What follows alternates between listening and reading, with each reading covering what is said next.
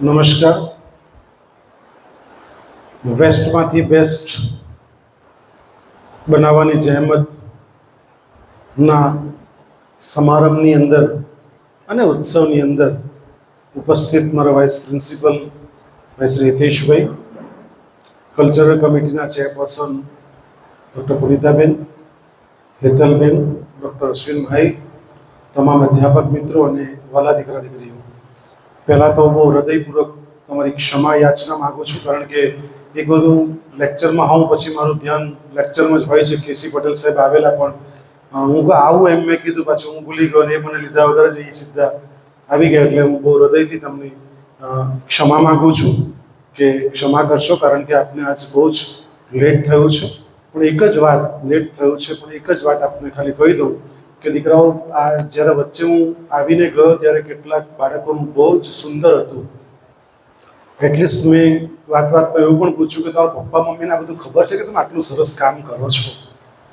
એટલે તમામ બચ્ચાઓને વિનંતી કરું છું કે વેસ્ટમાંથી બેસ્ટ તમે આટલું જો બ્યુટીફુલી જો કામ કરી શકતા હોવ તો તમે કંઈ પણ કરી શકો છો. એટલે જે તમારી પાસે આઈડિયા છે, જે વિચારો છે, એને તમે અપ્લાય કરો, એને અંદર કાર્યવંત કરો, તો હું ચોક્કસ એવું માનું છું કે તમે ભવિષ્યમાં ઉત્તમમાં ઉત્તમ કામ કરવા માટે પૂર્ણપણે સક્ષમ છો. આ તો વેસ્ટમાંથી તમે બેસ્ટ બનાવ્યું છે, પણ બેસ્ટમાંથી જ્યારે બેસ્ટ બનાવો ત્યારે તો કેટલું સુંદર કામ કરી શકતા હો છો. અને એને માટે કદાચ કુદરતે તમને બેસ્ટમાં બેસ્ટ બનાવ્યા છે. એટલે એકવાર જોરદાર તાળી તમારા માટે પણ થઈ જાય, કારણ કે કેટલું સુંદર કામ દરેકે પોતપોતાની કેપેસિટી પ્રમાણે કેટલું સુંદર કામ કર્યું છે. અને ખરેખર હું એપ્રિશિએટ કરું છું કે આટલા બધા કલાકાર મારી કોલેજમાં છે, મારા બચ્ચાઓ છે.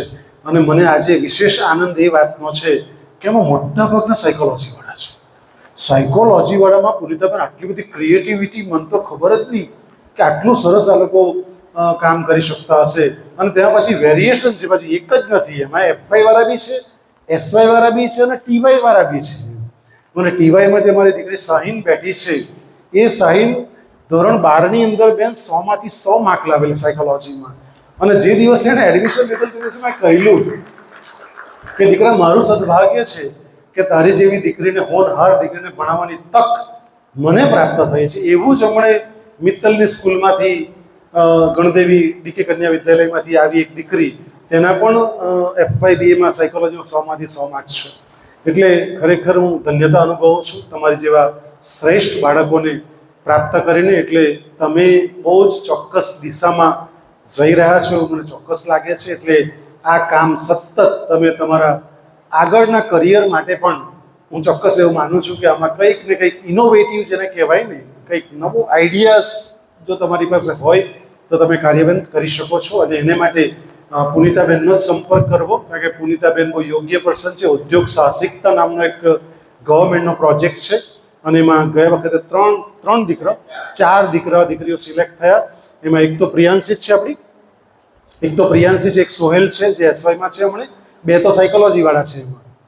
અને એ દીકરા દીકરીઓને 40,000 રૂપિયા ગવર્મેન્ટે ઓલરેડી આપી દીધા. અને એ લોકો પાછા નહીં આપવાની શરતે, એ લોકો પાછા ગવર્મેન્ટમાં જમા કરાવવાના નથી. એટલે ગવર્મેન્ટ 2-2 લાખ રૂપિયા અને 5-5 લાખ રૂપિયા બી તમને આપશે.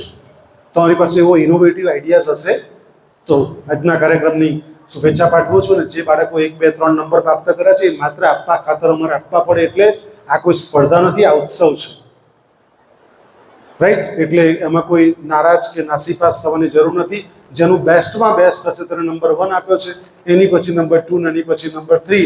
પણ મારી દ્રષ્ટિએ જે પેલું કાચબા અને સસલાની જે વાર્તા કરી, એમાં ચોથી વાર્તા વિન વિન, બધા જીત્યા, એવું ચોક્કસ માનું છું. ખરેખર આપનો આભાર અને ખરેખર ક્ષમા માંગુ છું કે તમે આટલી વાર સુધી બેસાડ્યા. એટલે હું આયોજકોને કહું છું કે બીજી વખત હું ક્લાસમાં આવું તો ત્યાં ઊભા રહેવું અને મને લઈને આવો. બાકી મારા બચ્ચાઓ વેઇટ કરે, મારા લીધે વેઇટ કરે તો એક ક્ષણ માટે પણ મને મંજૂર નથી. માટે ખરેખર હૃદયથી ક્ષમા માંગુ છું. ધન્યવાદ. જય હિન્દ, જય ભારત.